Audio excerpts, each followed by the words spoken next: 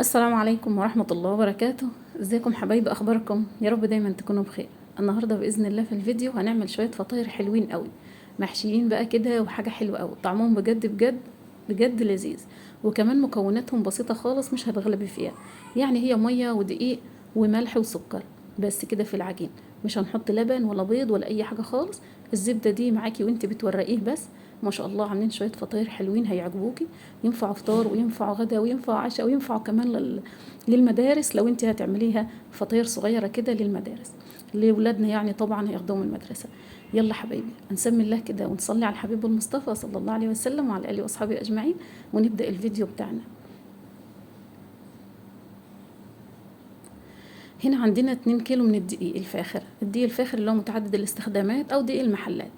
هنا بقى عندنا ملح وسكر ومية وخل ومعلقتين كده لبن بودرة. لكل كيلو دقيق هياخد 3 معالق، 3 كوبايات ميه. لكل كيلو دقيق هياخد 3 كوبايات ميه. الكوبايه دي بتاعه العصير العادي او بتاعه الميه العاديه خالص الموجوده عندنا في البيت. كيلو الدقيق بيتعجن بيها بيكون عجينته مظبوطه تمام كده. حطينا معلقتين خل، لكل كيلو معلقه خل، وحطينا ربع معلقه ملح لل2 كيلو. وكمان هنحط لكل كيلو هنحط له معلقتين سكر علشان طعمها كده تكون جميله وتكون حلوه قوي. هنا بقى هننزل بجوز معلق او معلقتين لبن بودره. معلقتين اللبن البودره دول بقى بيخلي لك الفطير بتاعتنا هشه وجميله قوي. هنحطهم وندوب المكونات بتاعتنا كده في الميه، ونرجع ننزل بالدقيق بتاعنا. الدنيا سهله وبسيطه خالص، ومفيش خميره ومفيش بيض ومفيش لبن ولا اي حاجه خالص هنحطه. هننزل بقى بالدقيق بتاعنا كده ونعجن العجينه بتاعتنا، وهتكون مورقه وجميله قوي وهشه وحلوه قوي. وعلى فكره طعمها جميل خالص خالص كده. هننزل بكميه الدقيق بتاعتنا طبعا اللي احنا نخلينها، لازم طبعا الدقيق يكون منخول.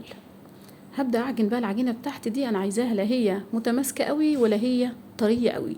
هما ال3 كوبايات. طبعا كل دقيق بياخد نسبة سوائل شكل، لكن احنا يعني بطبيعة الدقيق الزيرو دايما أنا بعجنهم هما بيجوا بال3 كوبايات مظبوطين. انت هتحطي، أنا هنا حطيت 4 كوبايات بس، ما حطيتش ال6. قلت هنزل بالكوبايتين التانيين براحتي تدريجي كده وأنا شغالة بعجن. طبعا أنا حطيت كده كوباية، ودي الكوباية اللي هي ال6. الكوباية ال6 ناقصة 4 معالق بس منها كده. تمام كده. انت برضه هتعملي نفس الكلام. لو انت هتعجني كيلو هتحطي كوبايتين ونص ميه واعجني، والنص الكوبايه التانية هتنزلي منه حاجه حاجه بسيطه لغايه ما تخلصي العجينه بتاعتك. تمام، علشان ما تجيش طريه منك قوي وتلزق. احنا عايزينها بتلزق بس مش بتلزق، او يعني ما تكونش طريه قوي منك علشان تفرديها سهل. ولما تفرديها بتكون جميله معاكي كده، وتكون في الوقت نفسه لا هي ناشفه قوي متماسكه ولا هي طريه قوي منك بتغلبك في الفرد. هنا بقى عايزه الوقت ده، عايز العجينه بتاعتنا تتلت كويس، يعني تعجني فيها شويه كمان زياده. لو انت هتعجني طبعا على عجان هتاخد معاكي 10 دقايق على العجان، ومن 5 دقايق ل10 دقايق. او لو انت هتعجنيها على ايدك يعني شدي حيلك فيها شويه. ليه بقى؟ علشان الفطير دي عامله زي الفطير المشلتت كده. الفطير المشلتت لو ما كناش عجناه كويس، يعني لازم تعجنيه كويس قوي علشان خاطر نحط فيه عرق، علشان العجينه بتاعتنا تيجي مظبوطه معانا وما تقطعش معانا واحنا بنفردها. هنا بقى انا لتتها واستنيت دقيقتين ورجعت لها تاني، حطيت معلقتين الزيت دول ولميتها بيهم علشان تنعم وتدي طراوه معايا في نفس الوقت، تكون هي بنعومتها وبطراوتها وفي الوقت نفسه ما بتلزقش. خدتي بالك معايا اهي؟ العجينه هتبدا تشكل معايا وتكون جميله في الوقت نفسه، ناعمه وحلوه قوي، وكمان ما هياش متماسكه. تمام كده. هي بتدي تلزيقه بسيطه في الايد، لكن معلقه الزيت اللي احنا بنحطها بتفصل بين الايد وبين العجينه. كده خلاص. حبيت ان انا الفها كلها بمعلقه الزيت الاخيره دي واسيبها واغطيها من 10 دقايق كده لربع ساعه. هي طبعا ما فيهاش خميره، لكن احنا كل ما بنسيبها ترتاح شويه كل ما بتلاقي نعمت اكتر، يعني بقت فيها نعومه اكتر من الاول. عندنا في الفطاير دي هي المهم فيها العجن، يعني اهم حاجه العجن المظبوط. تعجنيها مظبوط هتاخدي منها الدنيا تمام. هنا بقى سبتها 10 دقايق ولا ربع ساعه كده معاكي، كمان لو سبتيها نص ساعه افضل. وجينا ما شاء الله، شايفه العجينه بسم الله ما شاء الله اللهم بارك، شايفه جميله ناعمه وحلوه قوي، وفيها استك كده وتمط كده وجميله وفيها عرق وحلو قوي. تمام كده. يلا نبدا بقى الشغل بتاعنا. جبت هنا صينيه او الرخام عندك او اللي انت هتشتغلي عليه، ادهنيها معلقه زبده او معلقتين زيت اللي يريحك، وابداي اقطعي القطع بتاعتك دي. انا عايزه اقطعها. بصي انت حسب ما انت بقى عايزه تعمليها فطاير صغيره، قطعي القطعه بتاعتها صغننه او الكره بتاعتها صغيره. الفطاير انت عايزه تعمليها كبيره للعشاء او للغدا يعني اعمليها كبيره، انما لو تعمليها للاطفال للمدارس لا، قطعيها صغنونه كده علشان الطفل منهم ياخد الفطيره صغننه كده وحلوه. الفطاير عندي هنا جات 32 فطيره ما شاء الله اللهم بارك كبار، لو انت هتقطعيهم صغيرين هيخشوا معاكي في 40 فطيره، ال2 كيلو دقيق. تمام كده. هبدا ادهنهم بقى كده على وشهم زبده برضو او زيت علشان خاطر ما ينشفوش مني ويبوظوا. انا عايزاهم يفضلوا طري كده على طول، بس هسيبهم برضو حوالي 10 دقايق، اغطيهم بكيس بلاستيك. انا هنا عديتهم زي ما قلت لك كده، هغطيهم بقى بكيس بلاستيك لما ياخدوا ارتياح شويه كده من التقطيع برضو في ايدي. عندي هنا بقى كنت عندي جبنه طبعا ميكس، وعندي فلفل الوان، وعندي كمان اللحمه المفرومه دي. كان كل ما اعمل يعني مكرونه او اي حاجه كده بشيل الكميه صغنونه كده، جوز معالق ولا 3 بس كده. كونت الكميه دي عندي في الفريزر، طلعتها فكيتها واديتها تسخينه بسيطه كده وجيت معاكي. هنا العجينه بتاعتي ارتاحت اهي وبقت تمام كده. هدهن السطح بتاعي اللي انا هشتغل عليه سواء برضو صينيه او رخامه، وهتبدا تفردي واحده واحده. هنا انا دي عملتها كده. بصي هتفردي الرقاقه، هنشتغل مع بعضنا الوقت. هندهن بس الصينيه دي كده زبده، وهبدا ان انا احط الرقاقه اللي فيها اللي احنا عملناها. هجيلك بقى نبدا اول رقاقه مع بعضنا وهقولك تعمليها ازاي. علشان الفيديو بتاع الفطير المشلتت ناس جت قالت لي يا ام يوسف احنا عايزينك تعملي لنا الفطير المحشيه بطريقه الفطير المشلتت بس محشي. هنا هبدا اهو بفرد العجينه بتاعتي زي ما انت شايفه كده، وادهنها زبده واحط فيها الحشوه اللي انا عايزه احطها. عايزه تحطي جبن بس اللي حره، عايزه تحطي اي حاجه، اي حشو عندك موجود استخدمي، مش شرط انك انت تحطي الحشو اللي انا حطيته ده. وببدا اطبق كل الاربع جوانب بتوعي، وكل ما بطبق كل ما بدهن طبقه زبده. تمام. الزبده اللي انا مستخدماها انا بحب استخدمها التلاتة مع بعضهم، زيت وسمنه بلدي وزبده عادي وسمنه عادي. تمام كده. انا بحب استخدمهم كده، بيدي شكل الفطير بتكون جميله وطعم كمان بتكون اجمل. انت برضو حريتك، عايزه تستخدمي زبده وزيت اللي يريحك، عايزه تستخدمي زبده بلدي بس او سمنه وزيت اللي يعجبك انت استخدمي. وببدا اعمل كده على طول. كل الفطيره اللي انا بفردها ببدا ادهنها دهنه زبده، وببدا احط الفطيره التانية اللي انا حطيت في قلبيها الحشوه من جوه بعد ما ادهن دي زبده. ببدا اشيل اللي انا عاملاها واقلبها الناحيه التانية. ليه؟ علشان انا عايزه سمك الفطيره من هنا زي ما يكون من هنا، علشان ما تكونش في ناحيه رقيقه وناحيه تخينه. بحط من 3 ل 4 فطاير في الواحده، يعني الفطيره الواحده انا بحط فيها من 3 ل 4. ليه؟ علشان تكون ماسكه نفسها شويه، علشان لو انا عاملاها رقاقه واحده بس هتكون رقيقه، ولما تيجي تستوي مني مش هتستحمل الحشو اللي جوه وهتتقطع مني. لا، انا عايزاها تبقى سليمه وجميله كده وحلوه. انت عايزه تعملي فطاير اصغر من كده هتقطعي الكور اللي عندك بتاعه العجين اصغر من كده. تمام. يعني هتقطعي المقدار مقدارين كمان، يعني القطعه اللي انا قطعاها دي هتقطعيها 2. بس انا طبعا عاملاهم للغدا للبيت، فمش مهم ان انا اعملهم صغيره. انت بقى لو عايزه تعمليها للطلبه بتوع المدارس يعني هتعمليها اصغر من كده شويه. هنا خلاص بعمل نفس الكلام كده من 3 ل 4 فطاير، عايزه تعمليها 5 عادي بتكون جميله برضو وحلوه. بس شايفه انا باجي اقلبها من الناحيه التانية. المره دي بحط اللي انا لميته كله فوق زي كده تحت، المره التانية بحطه فوق. فهمتني؟ علشان اخلي سمك الرقاقه من هنا زي من هنا. ما شاء الله في اخر الفيديو هوريها لك مورق وحلوه قوي زي الفطير المشلتت، واجمل بقى كمان من الفطير المشلتت، علشان الحشوه اللي فيه بجد بجد مدياله طعم قوي. هنا بكمل بنفس الكلام كده لغايه ما بكمل دول. هنعمل بقى شكل تاني مع بعضنا برضو في الفيديو واوريهولك زي الشاورما كده، بس ما شاء الله اللهم بارك مش محتاج خالص. يعني انت عجنتي العجينه في البيت وكل حاجه عندك في البيت. معلقتين اللبن البودره انت مش عايزه تحطيهم ما تحطيهمش، بس انا بديهم علشان يعني ايه، بيخلوا الرقاق عندي مورق شويه. اهم حاجه ادهني الورقه بتاعتك زبده والعجينه بتاعتك زبده قبل ما تطبقيها علشان تكون مورقه معاكي وجميله كده.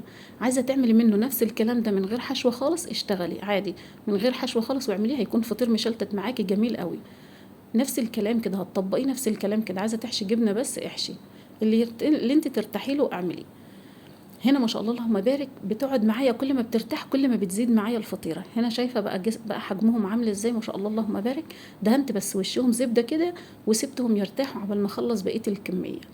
نفس الكلام برضو هنا دهنت الصينيه زبده، وبدات ان انا هعمل نفس الكلام بس هطبقها بقى بالطول كده مش هخليها مربعه.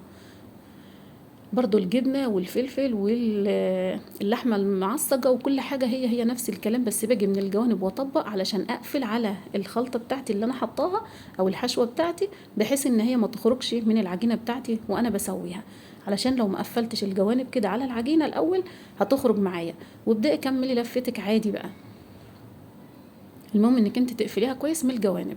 احنا اهم حاجه عندنا الجوانب هنا. خلاص هبدا برضو اكمل نفس الكميه زي ما انت شايفاني كده. دي بقى ما شاء الله اللهم بارك، اقسم لك بالله طعمها تحفه بجد بجد، طعمها جميل قوي، واكلنا منها في الغداء وفي العشاء بجد بجد جميله. نفس الكلام هكمل كده. انت عارفه يعني انت لو عملتي منها كمان من غير حشوه خالص، لو ما عندكيش متوفر اي حشوه عملتيها عادي كده وكلتيها بقى بجبنه قديمه وبعسل والحاجات دي، الله طعمها بجد بجد جميل.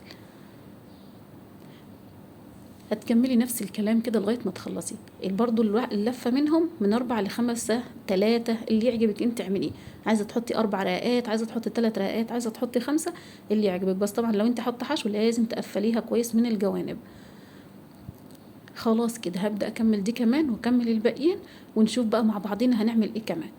هنا بقى جيت على الوش، لازم أحط معلقتين زبدة كده على الوش حلوين علشان خاطر يبقى لونها جميل في التسوية، وكمان ما تكونش ناشفة معايا كده ولونها مش كويس في التسوية.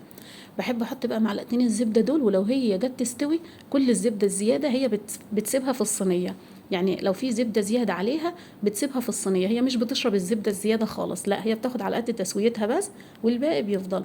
انا بحب احط الزبدة دي بقى بجد انها سمنة بلدي، بتديها طعم جميل قوي وبتديها لون كده حلو قوي. يلا بقى عشان نسويها بقى في الفرن. هنا هنسيبها كده، فردناها مع بعضينا اهو. هنروح بقى عند الفرن نسخن الفرن علشان نحط فيه الفطاير بتاعتنا. هنا برضو هنسيبها حوالي 10 دقايق برضو زي ما سيبناها الاول، ولا ربع ساعة برضو علشان ترتاح. بس انا هاخد اول صينية، عبال ما اسوي اول صينية هتكون التانية برضو نفس الكلام استوت. بديها بس تبطيطة كده خفيفة، مش ببطط قوي علشان الحشوة بتاعتي ما تقطعش مني الرقاق بتاعي، لان هو بجد بجد رقاق رايق خالص يعني. كده سخنت الفرن كويس قوي، وهديت النار من فوق، لكن من تحت انا مخليها عالية، وبقفل باب الفرن بتسوي لي الفطاير جميل قوي. انما لو وطيت النار من تحت الفطاير عندك هتتسلق ومش هتستوي كويس. خلي بالك من حتة التسوية علشان الفطاير من جوه تكون مستوية ومظبوطة. هنا فتحت عليها بعد شوية. طبعا الفطاير المحشية بتاخد وقت شوية في التسوية غير الفطاير اللي مش محشية. الفطير المشلتت العادي ما بياخدش معاكي 10 دقايق في الفرن او ربع ساعة بالكتير، حسب الفطيرة طبعا كبيرة او صغيرة. انما الفطاير المحشية بتاخد حوالي نص ساعة في التسوية، بس طبعا على الهادي، سويها على الهادي. هوريكي بقى هنا كده الوش اهو، زي ما انت شايفه كده الزبده البلدي اللي حطيناها على الوش مخليه شكله جميل. تعالي نشوف القعر بقى سوا. بسم الله ما شاء الله، حاجه جميله حلوه قوي. طبعا اي فطاير بتطلع من الفرن بتكون ناشفه زي ما انت شايفه كده، ماسكه نفسها، والحراره بتاعه الفرن بتخليها ناشفه. هنسيبها بقى حوالي 10 دقايق او ربع ساعه عبال ما نسوي التانية، ونيجي برضو نشوف اخبارها ايه من جوه تكون بردت. يلا ندخل الصينيه التانية. بسم الله الرحمن الرحيم.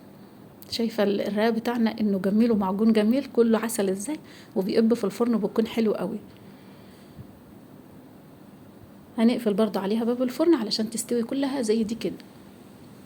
متنسوش تدعمونا بلايك، حلو منكم لو وصلت لغايه هنا، ياريت تدعميني بلايك لو سمحتي. هنا دي الفطاير التانية نفس الكلام برضو، كل الزبده اللي كانت زياده شلتها من الصينيه وقت التسويه بمعلقه كده بالراحه، وشيليها وخلي بالك بتكون سخنه علشان ما تلسعكيش. الفطاير بتاعتنا جميله وحلوه قوي، مستويه وحلوه زي العسل. هتغطيها بكيس بعد ما تبرد، هتروح معاكي ميه كده. عايزه تاكليها وهي ناشفه بتقرمش كده بتكون جميله قوي.